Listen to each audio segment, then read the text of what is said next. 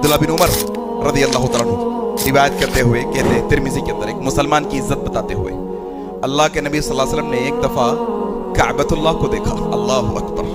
کس کو دیکھا ذرا بولو؟ کعبۃ اللہ کو دیکھا. اس سے عظیم جگہ دنیا میں کہیں ہے کیا؟ اس سے عظمت والا مقام کچھ ہے کیا؟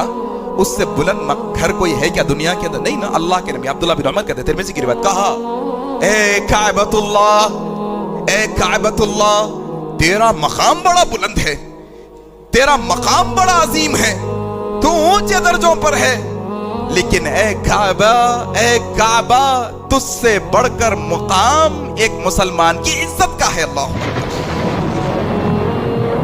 یہ مسلمان کا احترام ہے شریعت کے اندر، مسلمان کا احترام میرے بھائی.